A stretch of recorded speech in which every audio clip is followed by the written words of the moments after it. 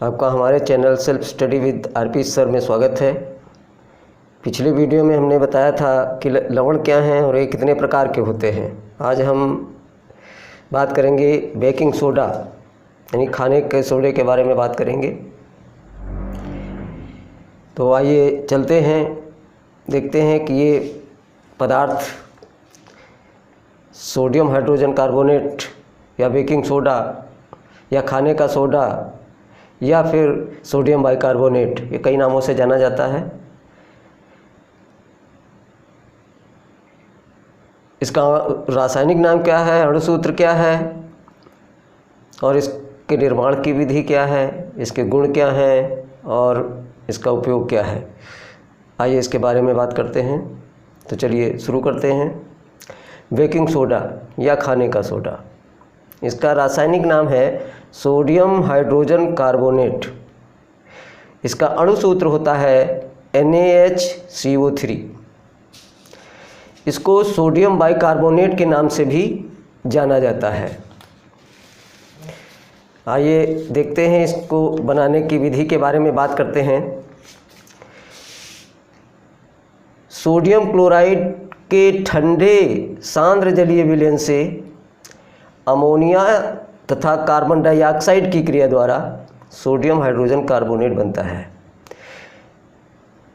यहाँ sodium chloride लेते हैं, नमक, साधारण नमक, plus ammonia plus carbon dioxide. H2O ये सोडियम क्लोराइड का जलीय विलयन है, यहाँ H2O लिखा हुआ है। इससे बनता है NH4Cl plus NaSCO3, ammonium chloride बनता है और सोडियम हाइड्रोजन कार्बोनेट बनता है। अब हम बात करेंगे इसके भौतिक गुणों की।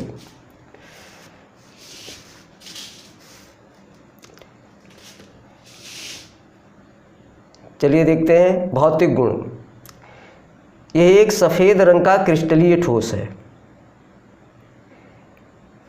यह एक सफ़ेद रंग का क्रिस्टलीय ठोस पदार्थ है। ये जल में अल्प विलय यानी जल में कम घुलता है, बहुत कम घुलता है। इसका जलीय विलयन क्षारीय होता है। जो जलीय विलयन होता है इसका, वो क्षारीय होता है।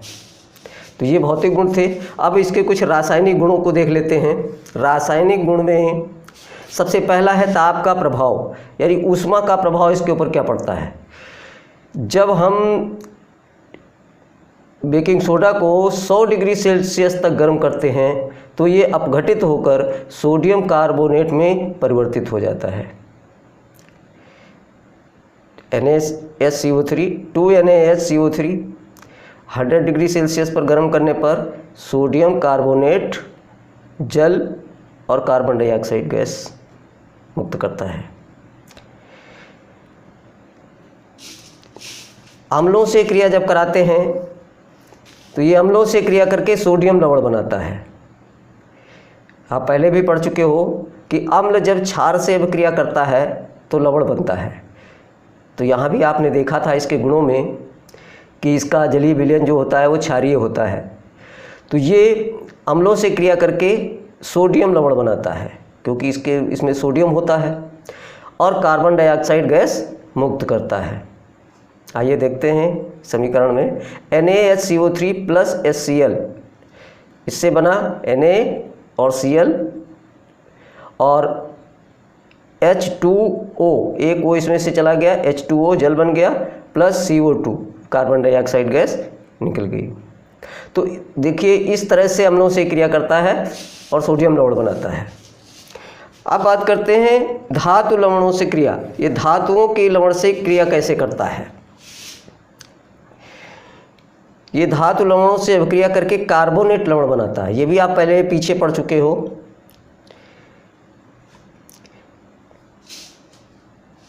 जिंक सल्फेट ये धातु का लवण है।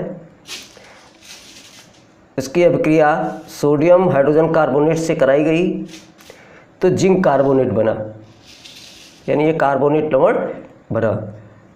Plus sodium sulphate plus H2O plus carbon dioxide. तो इस तरह से आपने देखा कि खाने का सोडा जब अम्लों से अभिक्रिया करता है तो सोडियम का लवण बनाता है, धातु लवणों से क्रिया करता है तो धातु का कार्बोनेट बनाता है। अब बात करते हैं इसके उपयोग की कि इसका उपयोग क्या है।